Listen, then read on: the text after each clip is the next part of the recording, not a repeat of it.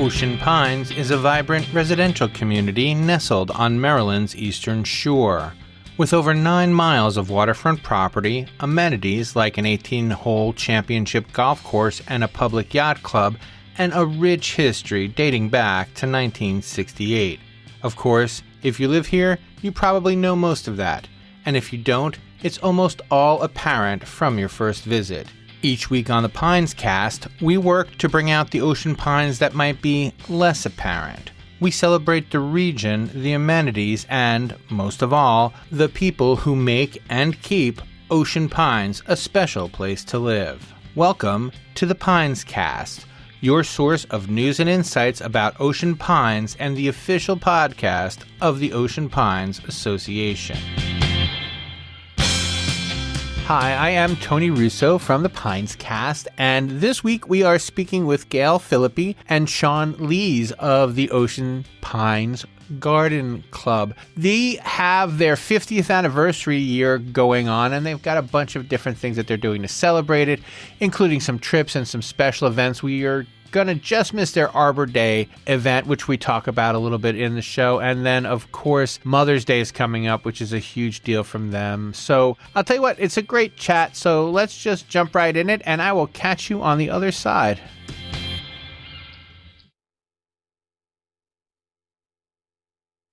So it is spring, so it's always a pleasure to have you guys on the show. But before I get into the big questions, let me ask you the easy ones so everybody knows who's who. Can you please introduce yourself and say, how long you've been in the garden club, how you got to Ocean Pines, that kind of thing? Okay. My name is Gail Phillippe. I have been in the garden club since 2004, 2005. We built a home here then, coming from the Washington, D.C. area. Lived in Alexandria, Virginia before this.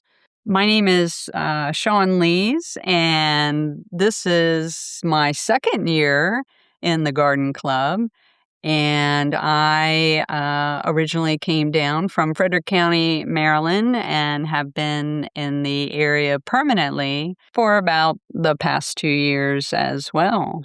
And how did you guys come to join the garden club? What was the appeal of joining? I think for me, when I moved here, I had retired, and everyone told me, join everything you can, and then weed them out. No pun intended. No pun intended, right? Exactly. And so my first love is photography, Sarah. So I joined the camera club, and the second was the garden club. And I love to mix the two together, so that worked out well. And then, of course, I added on a few more. But yeah, that's how that happened. And now they call me the historian for the garden club, and I am the editor for our newsletter, the Bloomin News. So I've got to go back. Do you have one of those, what are they called, micro lenses or something to take the up close photos of flowers? Well, yeah, sure. But honestly, I just use my phone anymore. All heavy Nikons and lenses and extras are gathering dust. I'm sorry. I got a little obsessed with the historian part. How did you become the historian? Because I've been in the club a long time. And someone handed me all of the old scrapbooks and said, here, take a look at these. It sort of evolved. I've served in some officer positions. Shawn here is one of our co-vice presidents, so she's a real officer. Oh. And it just happened that way. And it's a very volunteer-oriented, cooperative type of club. We have always helped each other out, and no one really goes it alone. If you need help with anything, you just ask, and there'll be a committee. So, I say I'm the historian, but there's a lot of people that have also, or at least a number of people that have been in the club as long as I have. And how about you, Shawn? What was the appeal? Well, similar to Gail, I also was new to the area, and I was looking for opportunities to be involved. And I figured, getting involved in the gardening club should expose me to people that are interested in some of the same things I am interested in, like being outside. I am by no means capable of performing miracles in the garden as some of our members are, but there's just such an interesting array of members and talents and opportunities to kind of learn and be involved that go so far beyond just learning about gardening in this area, which in the Ocean Pines area certainly has many challenges when you're trying to grow anything. That's for sure. I think a lot of our focus has shifted a little bit over the years as we get more into conservation and the environmental side of things, and native plants and their benefits over just planting a rose bush. It's evolved, and we do have a number, as we both mentioned, of very talented people, and they bring a lot to the table. So that's helped the club a lot. It also seemed to me, when I was first looking around, it seemed everywhere I turned, there would be some mention to the Ocean Pines Garden Club. They had put in this pollinator garden. They were working on this activity, or they were going on this field trip. And so it was a very flexible and active group in that you could be involved in as much or as little as you wanted. And when you go to meetings, it's not just sitting around and bantering about. There is some of that, but there's also some educational components, or a focus, or a purpose. Right. And we have to mention that we always like to tell everyone when we meet, which is the second Thursday of every month, 10 o'clock at the community center, but we travel too. And so if we're off on a field trip, you need to know those things ahead of time. And in the summer, when the kids take over the community center, we find other places that we need to be.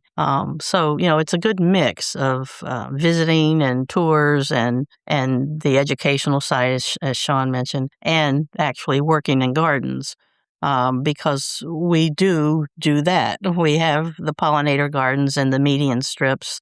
Shawn mentioned, too, the gifts that we've given over the years, some of the hardscapes, the benches, and we always refer back to the anchor at the yacht club because that was our first gift, Pintail Park, the gazebo.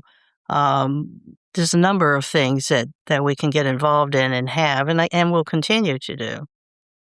And one of the things that you both mentioned, or you both hinted at, and I want to also talk a little bit about the other side of it, is you have lots of access to experts and lots of experts who are members of your club, but being an expert is not needed to be a member. That's one of the things I think that appeals to so many people about the garden club. That's absolutely. An affinity for flowers is sufficient. Absolutely true. We've had people say, "Well, I'm sort of interested in it, but I don't know anything, and I can't." And we just laugh because all you have to do is show up, and fill out an application if you like what you see. No, you do not need to be an expert. Now, I'm a master gardener. There are a number of master gardeners in the club, but honestly, that really doesn't come into play. Most of our folks we're experimenting all the time. We have plant exchanges where we'll bring in, something from our own gardens to share with others. And there's always a discussion about, well, what is this? And what do I do with it? And how do I make it grow? And, it's that kind of thing. Very, very informal to that degree. I was a little intimidated at first because I certainly do not have an in-depth background. I like to experiment. I like to get, my hands in the dirt and see what happens, but I have no expertise whatsoever. And so it was so refreshing and welcoming just how humble everybody is. And it's more about the friendships and more about the maybe interests that go beyond just the garden and the plants, and finding connections that really, no pun intended, take root beyond just the garden club. That was a good one. And you mentioned, I'm sorry, you didn't mention, but I'm about to mention that this is your 50th anniversary. So that makes you one of the oldest clubs in Ocean Pines. In Ocean Pines, right? That is true. I can't tell you the history of the others, but this one started in 1976. And it started with just a group of women who enjoyed gardening, getting together and saying, maybe we can plant a few plants here, and maybe they'll let us do some over there. And that's really how it started. There is overlap with some of the other clubs. There are members, say, of the women's club that also belong to the garden club, and but ours, we have about 109 members now. And not everyone shows up for every meeting, but, people come and go, and they keep it lively. I think we have on average, is it about 40 or 50 members that show up each month, which to me is impressive. Yep. Yeah, because it's people to talk to that aren't necessarily the same people every time, because it's a rotating. Exactly. I mean, there are going to be a core people who always show up, but there's also a fluctuation at the fringes. And we like to, of course, like Shawn alluded to, the friendships that grow within in the garden club. But we're happy too to have our outside speakers. We recently had Chef Phillippe come in and talk to us about cooking with herbs. And he's so delightful anyway, and we all love his culinary students and their Pine Cafe. He's the Teacher of the Year now, right? Did he just win Teacher of the Year? Yes, he did. Very exciting. Yeah. I know him. I know Phil from Berlin. He's a good guy. Yeah, he is a good guy, and he took time out of a very busy schedule to come speak with us, which we appreciated. And we have others that come in, from elsewhere, but like we mentioned too, our own members are pretty talented. So it's a nice mix. As we're recording this, you're getting ready for your big event, which is going to have passed by the time this is out. But can you tell us what that big event is? And can you tell us some of the things you have something coming up special for Mother's Day? Sure. Well, Arbor Day is one of our larger events, and it's a rather serious memorial service that we hold at Pintail Park every year, somewhere around Arbor Day. And during that ceremony, we plant a tree in memory of those who have passed in the prior year. So for 2026, we'll be memorializing those who passed away in 2025.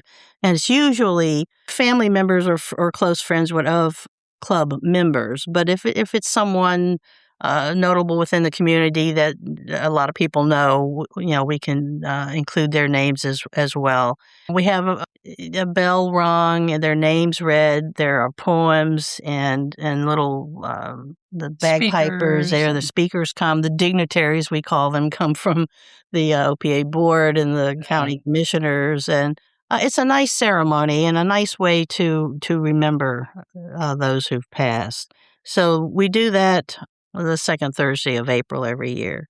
And we've only had one time that I can recall where it was rained out and we had to move inside, which was here. We moved into the community center. Actually, not the admin building, but the community center.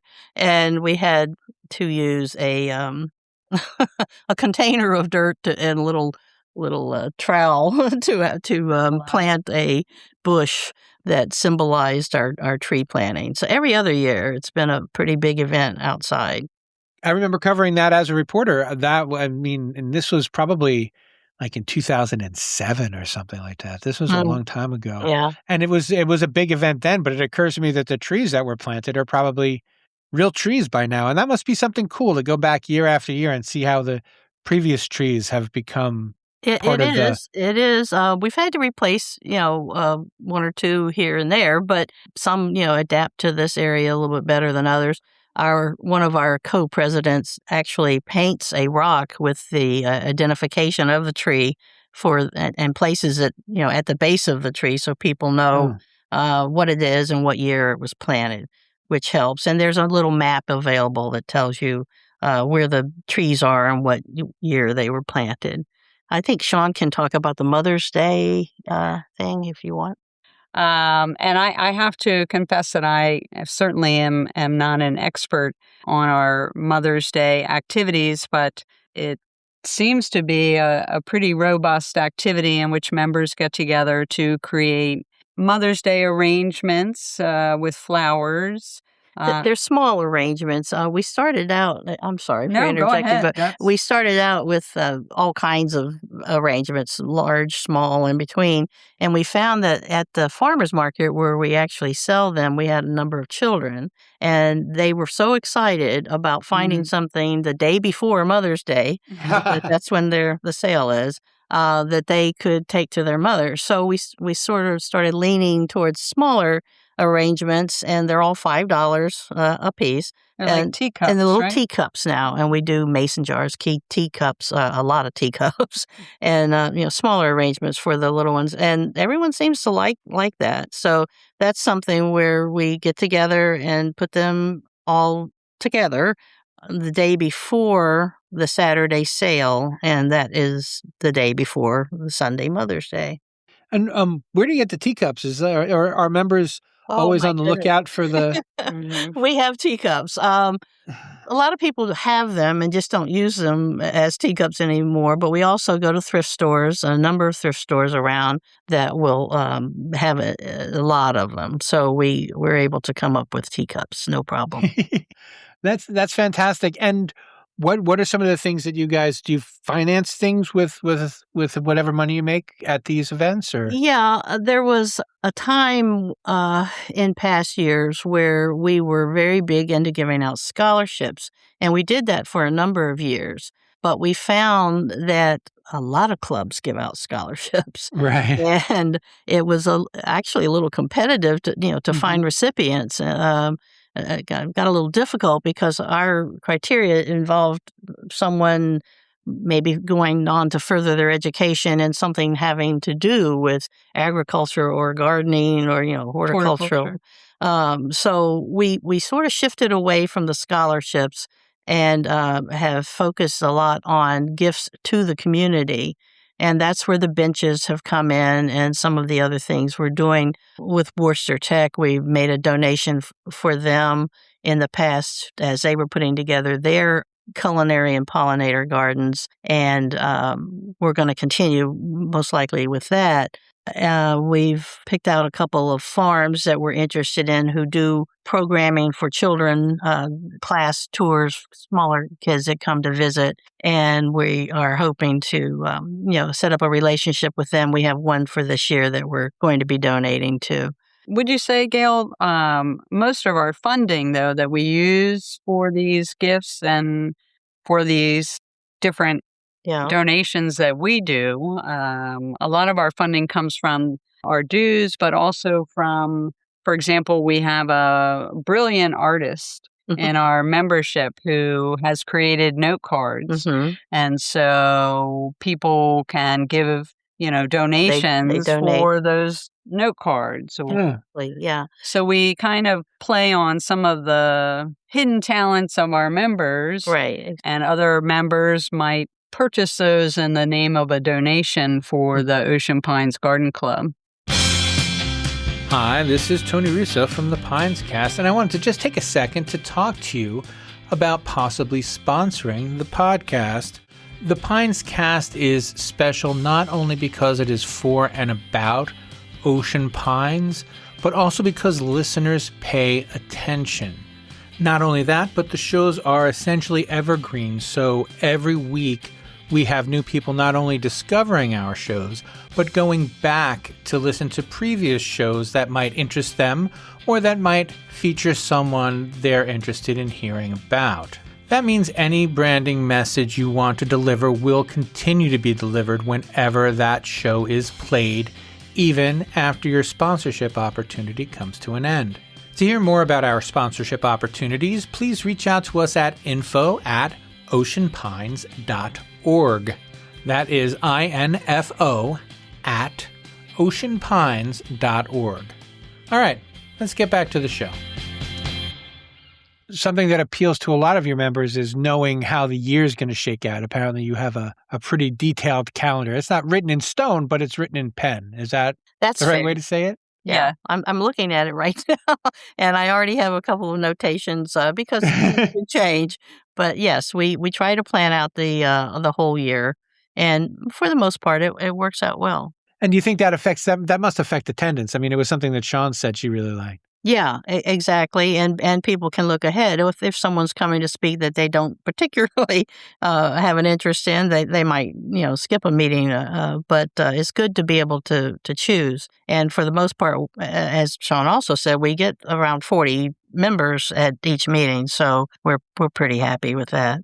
And now, using your members or getting to have members as speakers, what is that like? How do you arrange that? Do you suggest talks to them? Do you ask for pitches for talks? How does one speak in front of the garden club? Well, we ask our members things that they're interested in and what would they like to have covered, and then our co-vice presidents, so Shawn is one, they're tasked with putting together a program. So she can probably tell you more about how they came up with some of these speakers. Well, it's an interesting process because part of it involves looking in our area and region to see what are some businesses or what are some programs or initiatives that are happening that members might be interested in, and trying to line those up. For example, the Worcester Tech, they have started or are starting an apiculture, a bee program. Beehives. Say it again? Beehives. Yeah, beehives. And so we heard about that, and they were interested in sharing what they've been doing. And so they're scheduled to come out and talk with us about that. There, as Gail mentioned, there's different farms and different agricultural and horticultural places in the area that members might be interested in hearing a little bit more about. And then we also kind of have an idea. We have an inventory that we've taken of our membership that identifies different topics that they might be interested in or issues they're struggling with. As you can imagine, in Ocean Pines, it's not always the most hospitable or easiest place to grow any particular plant. So there are a lot of challenges, and so we look at some of those common challenges and try to get speakers in, whether it's a local person within the club who might have, hey, I had that problem and I solved it, so let's talk about it, or maybe an outside expert. One of our members is going to be speaking of difficult places to grow in Ocean Pines. There are a lot of shade gardens in the pines because there's a lot of shade.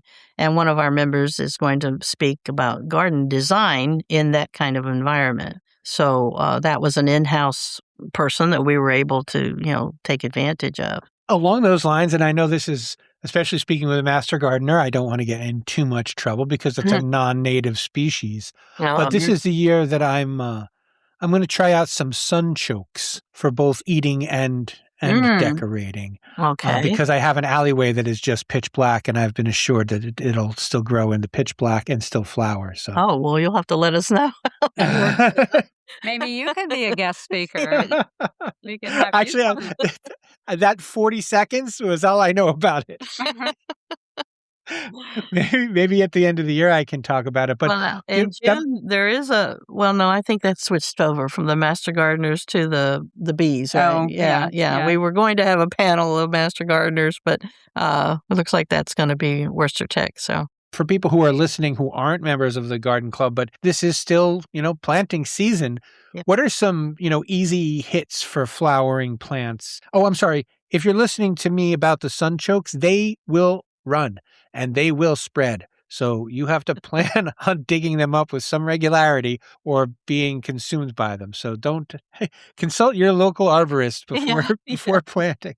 But what are some of the popular shade plants for that seem to do well in Ocean Pines that people? Well, I'm going to mention hostas because that's everybody's go-to. And what I've found, because of the critters, because we do have deer and rabbits and all kinds of things that run around at night, I do as much planting in pots as I do in the ground. And I sort of watch to see what's going to make it and what's going to do well. As far as other shade plants, I don't know off the top of my head. I'm picturing my backyard, which is pretty shady, but I have enough sun for some things. So like the daylilies are there, and I have Lenten rose, and still Conna, do you have be. any And Conna lilies? Well, they need sun. They need sun. Yeah. Well, those Lenten roses though do not need sun. They do No, they do they really do well, well. Yeah. and they They get do well. huge and beautiful. They do, Right. and they come back, which is what we like. Barbara has some beautiful ones that Yeah. are coming up, both kind of a pale color There's and then different a colors, red yeah. one or a burgundy-ish. I do like the Lenten rose, especially now because this is when they're Yeah. blooming. So right.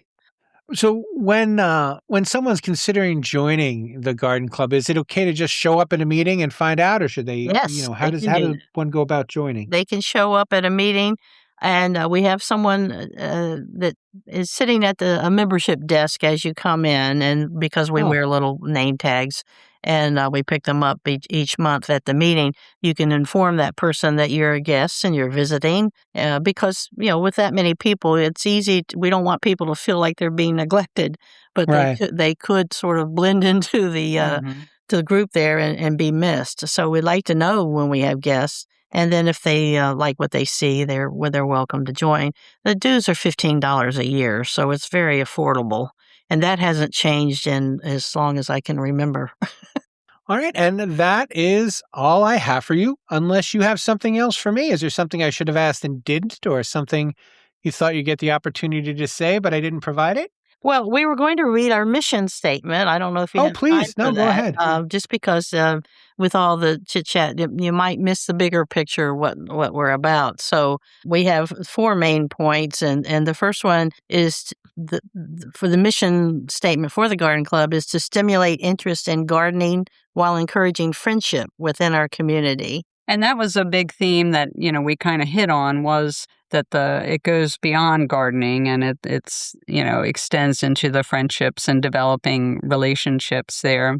The second point is to not only share garden experiences, but also creative ideas. In fact, we had one meeting in which our guest speaker couldn't make it at the last minute. So one of our other members is a fantastic graphic designer and kind of 3-dimensional artist, and she was able to lead us in this activity of creating these pop-up cards, which was pretty cool. So creativity and gardening experiences. Go ahead.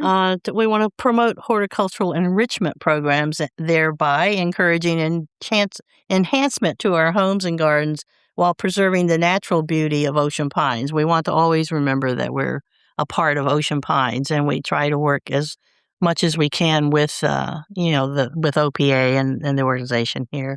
And then our last point is something that you had mentioned about using native plants and being a responsible steward of our environment here. Our last point is to conserve our natural resources and protect our environment by encouraging the use of native plant materials and environmentally safe gardening products. Excellent. And do you guys have lists of that you provide that members can get their hands on? We have put together those in the past. We don't actually have a library of things right now, but it's something we could come up with. We have handouts a lot of times at our meetings with whatever's being discussed. So that's something we have a handout of the local nurseries, and we have other things like that. We could put together something on products, I'm sure. Oh, very cool. All right. Well, thank you so much for taking the time to speak with me and for sharing your story. Thank you. We enjoyed it. Thank you. See, I told you, just a wonderful conversation. It always makes you want to get out and get some stuff planted. And I will give everyone an update on my sunchokes at the end of the season to let you know how they went. But meanwhile, the Pinescast has been an Ocean Pines Association production. It was written and edited by me, Tony Russo, executive producer, Sarah Ash. Please subscribe wherever you're listening now and let your friends know that we have a show and that they should listen as well. Finally, if you have any suggestions, you can reach me at bytonyrusso@gmail.com. Let me know what you want to hear more of. Let me know what you want to hear less of. Let me know who you want me to interview. I would love to do any of those things. And we will catch you next time on the Pinescast.